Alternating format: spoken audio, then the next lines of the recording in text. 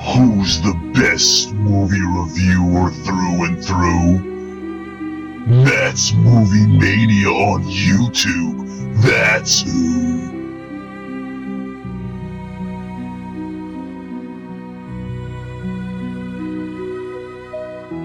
Why don't you stay a while and have your life reviewed?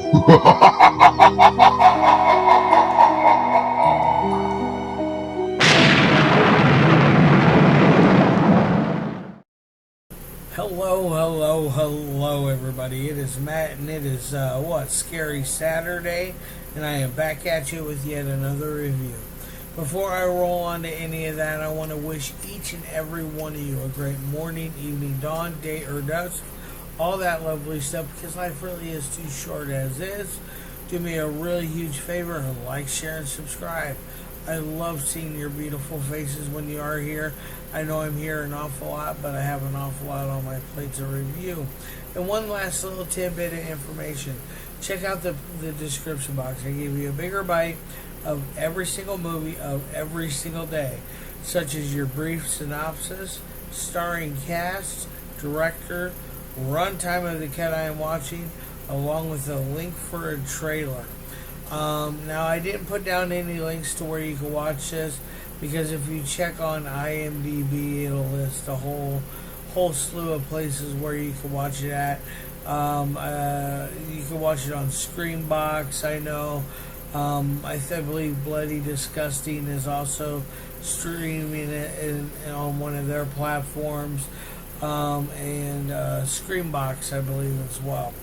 So it's getting quite a push out there for the masses to see.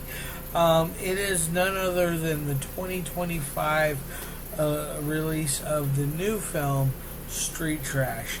Not to be confused with the old, I believe it was 1987 film. That one is also called Street Trash. It is connected to this one, by the way, because in the first Street Trash, it was about this bad batch of wine called Tenafly Viper that was making people melt. More importantly, the homeless people melt, because it was stuff that only a homeless person would buy. It was basically in a crate. He found the owner of the liquor store found in a hole in the wall, and he decided to put $1 price tag on it and sell it to the homeless. And then when the homeless do drink it, they melt.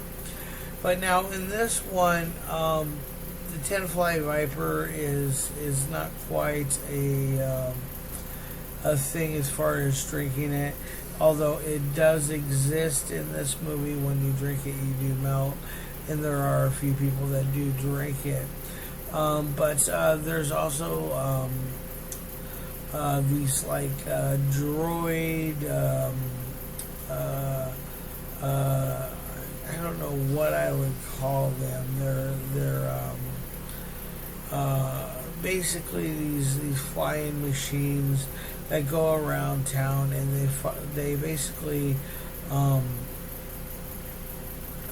make the homeless the major target to go after. They spray them with this stuff, which then in turn makes them melt as well. It's a very interesting story, because in this one, it's not so much this radical drink that's running around. It's a mayor who is pushing for all these new things to happen, and it starts off with getting rid of the homeless, and he has one hell of a way of getting rid of the homeless. So it's really interesting on that front. It's set in 2050, by the way, so quite a while after the original. And this one doesn't take place in New York City. This takes place in Cape Town, South Africa. So there is a huge difference there. But there are some fun characters in here. There's a guy named 2-Bit in here who I absolutely love, who has a little invisible blue doll played by Ryan Kruger himself. Which, by the way, I forgot to name off the cast. We got Sean Campbell, Michael. We got Donna Cormack-Thomson. We got Joe Vaz. We got Lloyd Martinez, Newkirk. Shuraigh, Meyer, and Gary Green, and then directed by Ryan Kruger. And like I said, Ryan Kruger plays that little part in there. It's really fun. It's got kind of a almost a hobo with a shotgun vibe mixed in with the original Street Trash. It really upped the ante when it came to melting the gore, the bodies when they would melt. It was really nice and squishy. I really liked that. It was full of lots of magical gore. Now that's enough of what I want to do for giving away the plot in the story. I don't like to give away spoilers too much. I just like to give you an outside scenario. But on this one, I'm going to move on to the first thing, which is audio. The audio is very good in this. They really brought their A game with this movie. I really think that it's a great companion to the original Street Trash. And by the way, this is released here stateside through Vinegar Syndrome. I have a UK release which has it's region B, so you need a region free player, but it comes the region B release also has the original Street Trash on Blu-ray in there, and it does share the same artwork as the Vinegar Syndrome release. I believe they used their print of it as well. Very cool stuff. But back to the audio, it's very smooth, very clean. There's no like weird little glitches or bumps in it, or the lips not matching up. It does a good job with that. So I'm going to give it an A there. Dialogue. The dialogue is very interesting. It's funny. It's got a lot of really catchy stuff going on in here. And every time Ryan Kruger's little dog character appears, it is nothing but pure joy. At least for me, it was.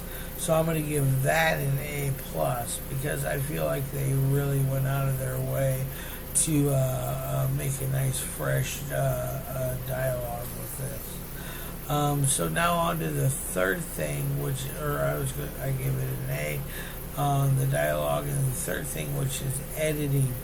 Editing is a very tough task.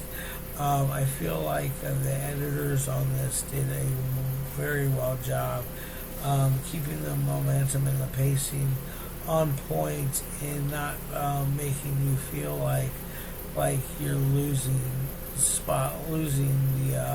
the viewer due to certain things, like it being slow or the momentum going up and down in weird directions. It doesn't quite do that in here, and I really thoroughly enjoyed that. So I'm going to give it another A. So it's got 3 A's. And now to my final score of 1 through 5. This is going to be a 4.5 out of 5. I think this is a modern day masterpiece. I think it's a ton of fun, or should I say trashterpiece. But anyways, check out Street Trash 2025. It is really worth the price of admission. I can't say anything wrong or bad about it. I will absolutely love it. Alright guys, love your faces. I'll see you on Monday. And as always, have a good rest of your weekend. Peace.